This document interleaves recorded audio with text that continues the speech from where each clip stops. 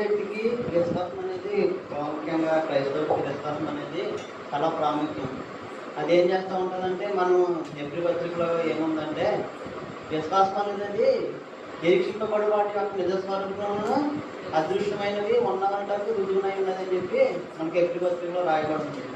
విశ్వాసం అంటే ఏంటంటే మనము ఏదైతే మనం ఒక గురి పెట్టుకుని మనం చూస్తున్నామో దాని యొక్క మనం చూడలేకపోయినా కూడా దాన్ని మనం అనుభవించలేకపోయినా కూడా ఒకనొక రోజున ఒకనొక సమయంలో మనం దాన్ని పొందుకుంటాము, దాన్ని ఎలాగన్నా మనము చేరుకుంటాము అనేటువంటి నమ్మకంతో మనము ఏదైతే మనం కొనసాగిస్తామో ప్రయాణాన్ని దాన్నే విశ్వాసం అంటూ ఉంటాము. క్రైస్తవులకి మా ముఖ్యంగా ఏ రకమైనటువంటి విశ్వాసం ఉంటుందంటే దేవుని యొక్క రాజ్యానికి చేరుకోవాలనేటువంటి విశ్వాసం ఉంటుంది. అదేం చేస్తూ ఉంటుందంటే బలమైనటువంటి క్రైస్తవులు ఉంటారు, బలమైనటువంటి క్రైస్తవులు కూడా ఉంటారు. పరిస్థితులు వచ్చినప్పుడు ఏం చేస్తూ ఉంటారంటే